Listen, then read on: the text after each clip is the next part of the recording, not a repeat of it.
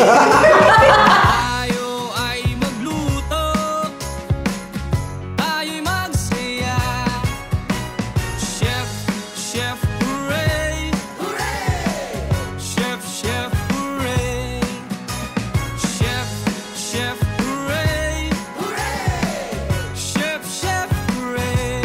Chef, chef, hooray! Welcome to another episode of Chef Chef Hooray! And ngayon magluto tayo ng bangus sisig. And here are the ingredients. Bangus, boneless, oyster sauce, liquid seasoning, mayonnaise, ay quiet daw po, beaten eggs, ground pepper, iodized salt, butter, green chilies, red onion, garlic, and calamansi, and siling labuyo. Let's heat the pan and add some oil. Let's wait until mainit na siya. And then, papadaanan lang natin yung bangus natin. I-fry natin ng onte. And after that, i-scrape na natin siya.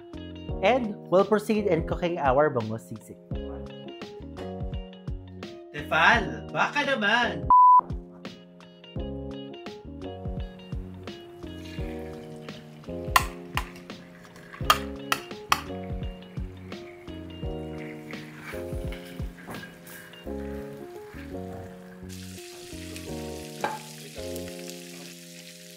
Now, balik na rin naman natin yung ating bangus.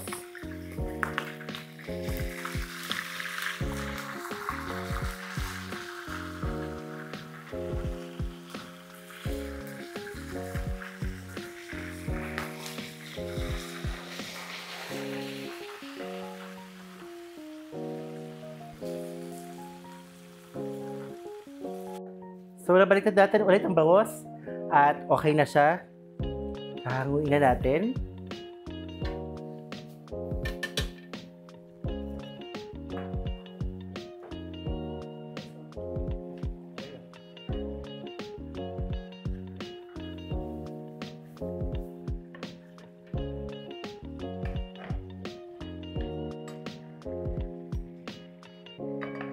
Sorry.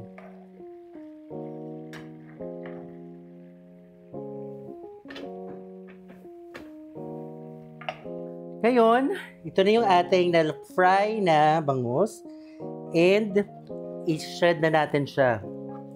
So, for plating purposes, tatanggalin natin yung belly.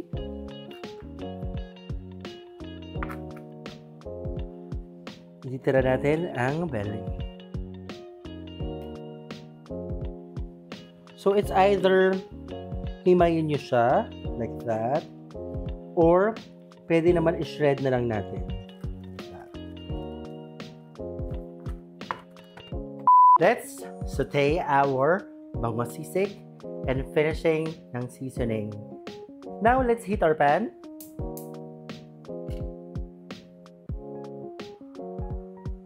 Add some oil.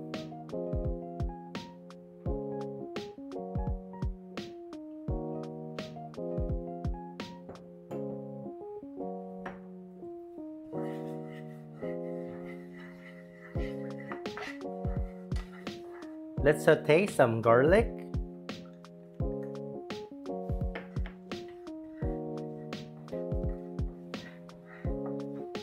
Onion.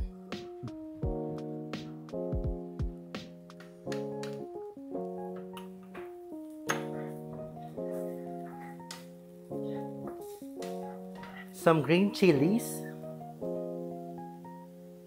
So, syempre, depende na kung gano'n yung kaanghang gusto nyo sa quantity ng ating green chilies.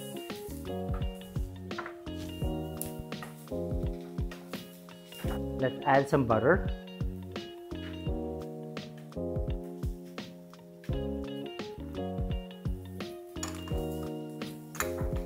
Let's add our shredded bangus.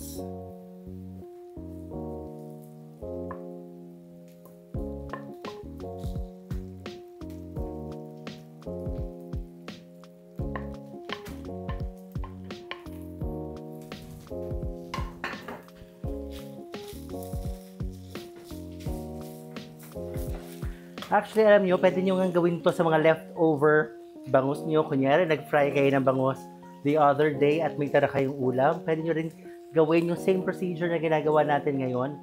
Except lang for the frying. I-shred nyo lang siya at gagawin nyo rin itong procedure na ito. Or pwede na rin ibang fish na meron kayo. Or mixture of leftover fish and seafood. Mga shrimp, gano'n. To give some taste, let's add some oyster sauce.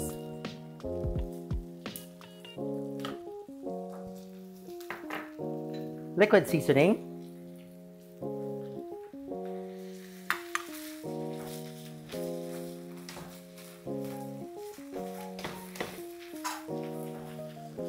A little bit of pepper.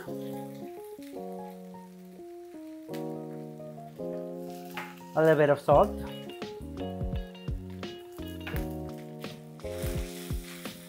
And mayonnaise. Yung mayonnaise is optional. Kung gusto niyo ng mayonnaise, then include mayonnaise. Pero kung ayaw niyo, it's okay.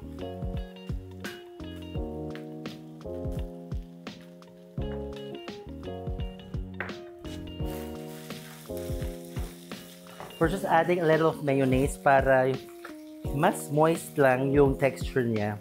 Mas juicy lang. Though, syempre, hindi naman natin tinosted or wineldan yung pagluto natin ng bangus. Kaya, ano pa rin siya? Fresh and moist. Now, we can add some beaten eggs.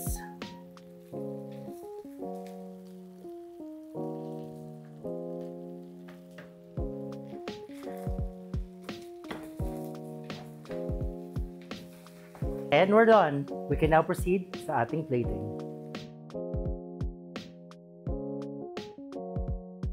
Now, nag-init tayo ng skillet or parang sizzling plate.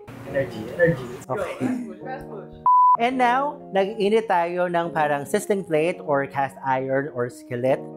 At dito natin yung plate. Kung wala naman kayong sizzling plate sa bahay, it's okay. Pwede naman natin gamitin ang mga plates. So, pinainit ko na ang skillet or cast iron. Lagay ko ng butter.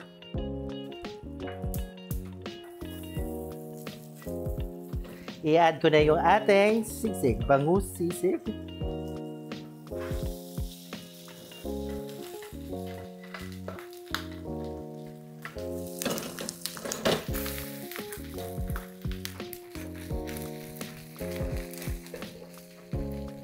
We'll add some egg in the center as always.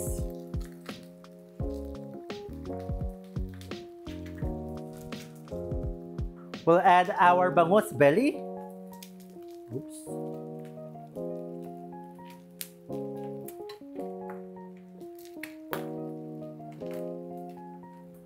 Calamansi and chili or siling labuyo.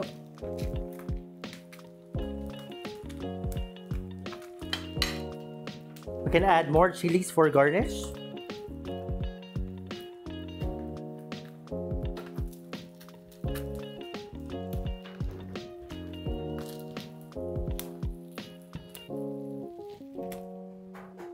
And there we have it.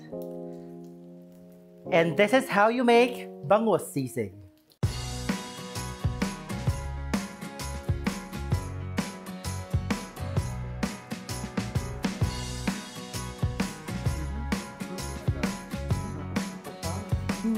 Kumain ka rito. Sir, mag-take out ko for your lunch. Sabi ang iyong. If nagustuhan yung video na to at ang recipe na to, please don't forget to like, share, and subscribe. Magkita-kita po tayo ulit next time. Dito lang yan sa Chef Hooray!